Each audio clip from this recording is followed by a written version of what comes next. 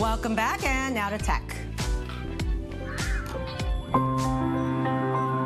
Eris, powering your digital world. Solving shopping cart abandonment one item at a time. Our next guests have come up with an artificial intelligence solution to help e-commerce sites cash in and convert shoppers to buyers. We have James Oppenheim and Jeffrey Tower of DataCrushers here, and Dr. Vili Abraham, who made this shidduch.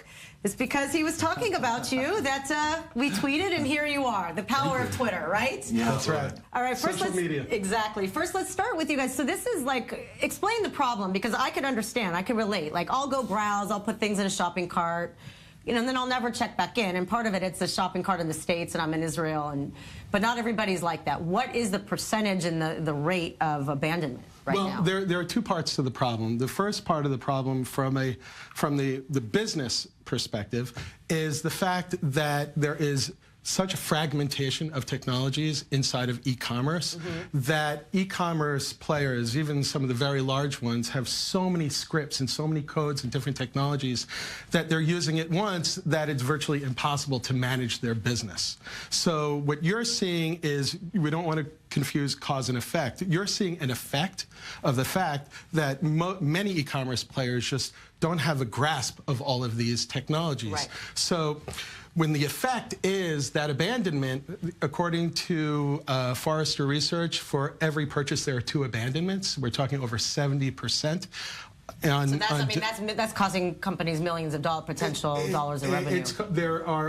Last year, there were $1.7 trillion sitting in shopping carts unpurchased. Wow. So it's 70% in PCs and north of 90% in mobile devices. So this is a strategic problem for any e-commerce player that's serious about their business, and those are the companies that we're working with. That's the first part. The second part is on the fragmentation. What we did, and I think what got Dr. Abraham's attention, was using artificial intelligence, natural language processing, machine learning, etc., to be able to build one simple, elegant, universal platform for a new backbone of e-commerce that works in any language, in any currency, on the fly. So when we look at the world of e-commerce, with all of the technologies around, it's funny, there was one e-commerce player early in the conversation said, I've already got 25 scripts on my site, why should you be the 26th? They're drowning. Right. And the answer is, because when you work with us, you could eliminate virtually all of the other scripts and have one simple, elegant platform. Somebody online recently called us the Apple of e-commerce, to have not a bad name. Yeah, we'll take that. Now, so what is your role in this this whole endeavor? Sure. So I'm the Chief Revenue Officer. I come from a very rich background of e-commerce. I was the Vice President of Marketing and Vice President of Global Sales for several SaaS companies within the world of e-commerce. I have an MBA in e-commerce, so I really bring a lot of my knowledge into this company. And what we're doing here at DataCrushers is really changing the way e-commerce is done online. We're democratizing e-commerce technologies for e-commerce merchants across the globe. As James said, across any language, any currency, any platform, which are all stumbling blocks for many of the different technologies out there. What we're doing is we're really allowing merchants to go to sleep and to sleep well at night, by allowing us to really understand their analytics, understand their data, and then to bring it back to the merchant and say, this is what's going on your site. These are the tools that you can now use in order to attract or to create marketing campaigns towards those different analytics. Right. And then we're bringing all this revenue back to the merchant. As James said, this past year, there's $1.7 trillion left in shopping carts. That's huge. We look at our customers' analytics all the time in order to help them out. In fact, most online merchants today see cart abandonment rates of between 80 to 90%, meaning 80 to 90% of all products that are placed into the cart are just abandoned. Wow, that's crazy. Well, thank you guys so much. I mean, it's so interesting. Absolutely. I know, Vili, I know you have something to say about this. I wanted to ask, I know that another facet of your platform is the inventory management and pricing strategies that you can help retailers decide what is the best or optimal price to move a product, right? So I was just wondering if you could just tell us in a sentence how it works. Sure. What we invented is what's called a revenue discovery platform. That is the fundamental backbone of our business. So when we're able to drill down on 3 levels, on the user level, who is actually coming to the site and all of the consumer behavior around that, how does the site work? Every site has its own DNA and works in a different way.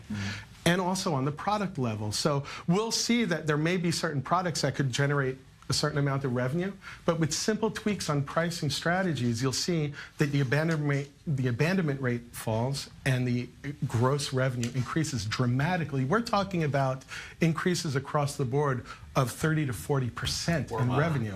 Wow, it's a different animal. Amazing. Well, thank you. I want to get Gili has some other items, but anyway, thank you. No, thank you. It's really interesting, and thanks for making it user friendly so I can understand. We're excited to be here on January 1st. That's right. Cheers to a good 2018. Celebrating New Year's here with you guys. All right, so let's have it. Social media is a new form of ID that just sounds like crazy to me, but obviously there's something to it. Well, I want to share something with you. A few months ago, my wife went to the supermarket and she didn't have her ID card and she wanted to pay with a credit card. So one of the cashiers said, you know what? Let's see your Facebook profile and let's see that you are Anna Abraham. And I was really fascinated. And I said, wow. I mean, it's something we can really do in the country. Now, WeChat is doing it by using facial recognition technologies in order to identify the applicant. It is able to issue online ID cards, which you can use to reserve a room, to book a room in a hotel, to reserve a room in a restaurant, a table in a restaurant, and it's all by using facial recognition. No need for ID cards. So we don't have to go wait in line for a driver's license and a mean driving test person. I'm not sure that I will know the need for a driving license.